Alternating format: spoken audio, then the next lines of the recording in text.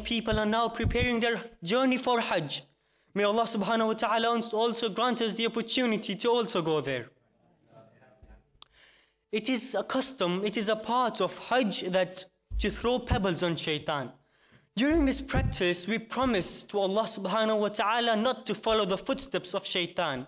Let us ask ourselves, are we really fulfilling this promise? Final analysis, and then inshallah I will come into Urdu.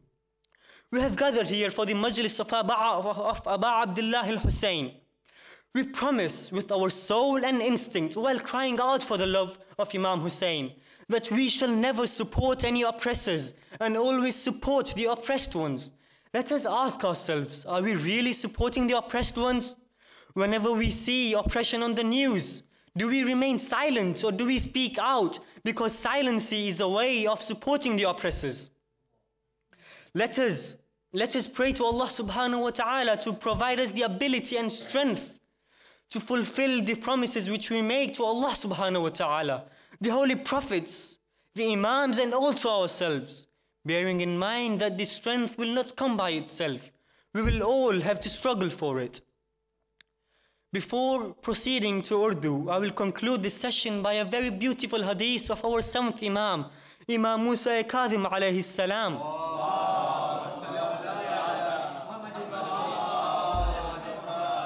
Who once said that whoever makes a mu'min, whoever makes a believer happy, has pleased Allah subhanahu wa ta'ala, then the Prophet and us, the Ahlul Bayt alayhi salam.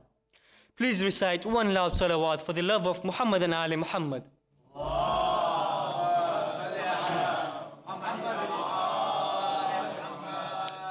दुनिया में हर इंसान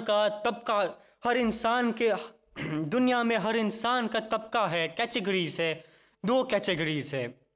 एक है होना और एक है बनना, यानी बीइंग एंड बिकमिंग. यानी मिसाल के तौर पर इंसान फकीर होता है, अमीर बनता है. इंसान जाहिल होता है, आगे जाके आलिम बनता है. इंसान गुनहगार होता है, आगे जाके मुत्तकी और परहेजगार बनता है. जिसकी ज़िंदगी में बीइंग का कॉन्सेप्ट हो मगर बिकमिंग का प्रोसेस रुक जाए तो वो इंसान जिंदा नहीं कहलाता, बल्कि इस्लाम के नज़रिए में वो इंसान मुर्दा कहलाता है. यूँ अर्ज़ करूँ कि वो चलता फिरता जनाजा है जो माशरे में, सोसाइटी में घूम रहा है. कमाल वह है जिसमें अल्लाह की सिफत पाई जाए.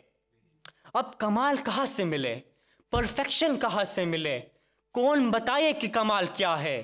कमाल के बारे में वही बता सकता है जो इंसान कामिल हो. कमाल के बारे में वही बता सकता है कि जिसके सामने कायनात बन रही हो. पैगंबर इस्लाम मोहम्मद मुस्तफ़ा सल्लल्लाहु अलैहि वसल्लम की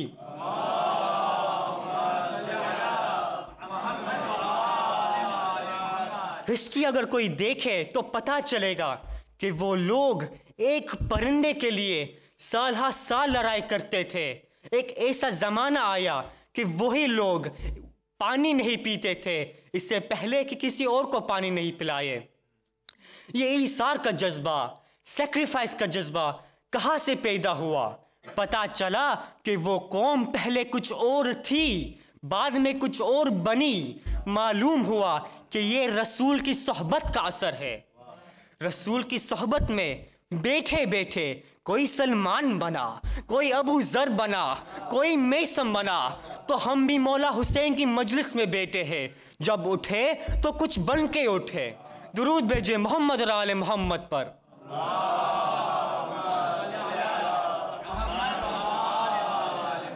अरे ऐसा रसूल हमें मिला है तो खुश होना चाहिए.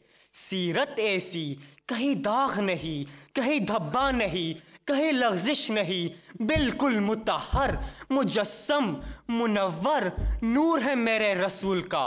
सारे गैर मुस्लिम ने कोशिश की कि ऐब निकाल सके, लेकिन ऐब नहीं निकाल सके.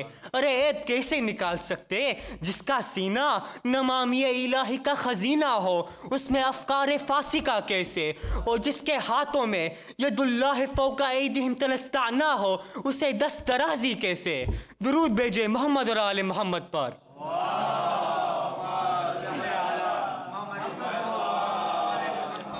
कुरान आवाज दे रहा है कि लक़द काना लकुम फी रसूलिल्लाहि उस्वतुन हसना, कि तुम्हारे लिए रसूल की सीरत नमूना अमल है। रसूल की सीरत के हवाले से मिलता है कि एक दिन मदीने में ताकत आजमाई का जश्न था, यानी वेट लिफ्टिंग का कंपटीशन हो रहा था।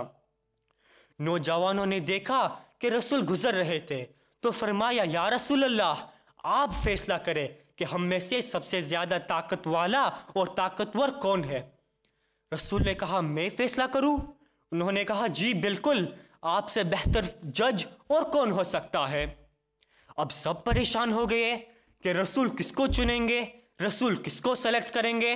रसूल ने अपना फैसला सुनाया, कहा कि सबसे ज्यादा ताकतवर वो इंसान है जो अपने गुस्से को काबू में रखे, क्योंकि जब गुस्सा काबू में नहीं रहता तो जबान काबू में नहीं रहती, और जब जबान काबू में नहीं रहती तो इंसान शैतान के हाथ का खिलौना बन जाता है।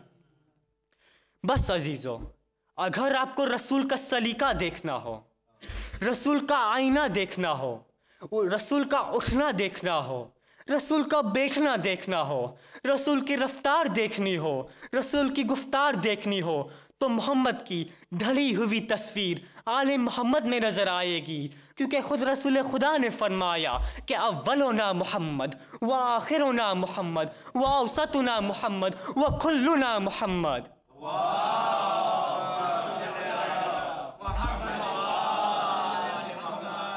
ये है मोहम्मद और आले मोहम्मद का मकाम। आज हमें इन्हें समझना है, आज हमें इनकी मारिफत हासिल करनी है, क्योंकि हम हैं कुरान के मोहताज और कुरान मोहम्मद और आले मोहम्मद का मोहताज।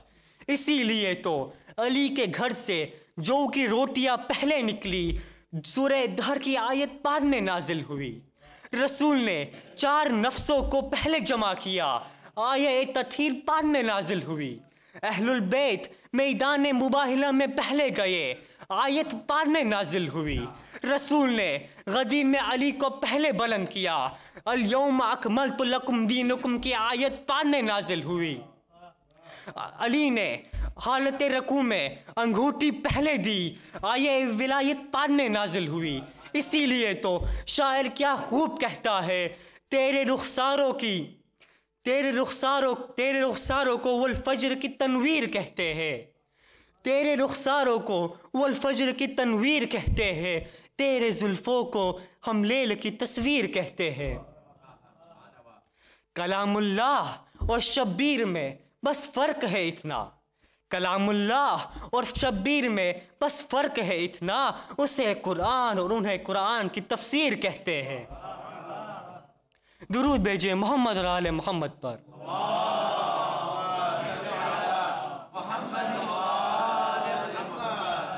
बस अजीजों, आ गया मैं अपनी मंजिल पर। खुदा की मोहब्बत का तकाजा है कि रसूल की नुसरत करे, रसूल की मोहब्बत करे। इसलिए तो मौला अली का जुमला कि या रसूल अल्लाह, फिक्र न करना, जहाँ आपका पसीना गिरेगा वहाँ अली अपना खून बहा देगा। ज़िंदगी में भी आपकी नुसरत करूँगा और मरने के बाद भी आपकी नुसरत करूँगा। या रसूल अल्लाह, वक्त पड़ा तो अकबर की सूरत में बर्ची खा लूँगा। या रसूल अल्लाह, वक्त पड़ा तो असगर की सूरत में हरमला का तीर खा लूँगा।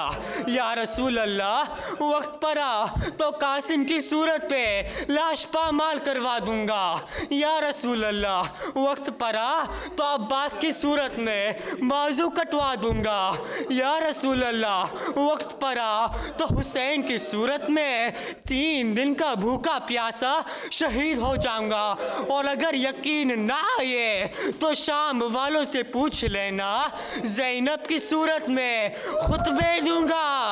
अज़ादारों, कौन ज़ैनब? वो ज़ैनब जो दश्त में रह गई तन्हा तो वतन याद आया, पानी पाया तो हर एक तश्ना दहन याद आया, लेके हर चीज़ मदीने से चली थी ज़ैनब, भाई के लाशे पर पहुंची तो कफन याद आया। अला लअनतुल्लाहि अलल कौमिज़ ज़ालिमीन। इन्ना लिल्लाहि व इन्ना इलैहि राजिऊन।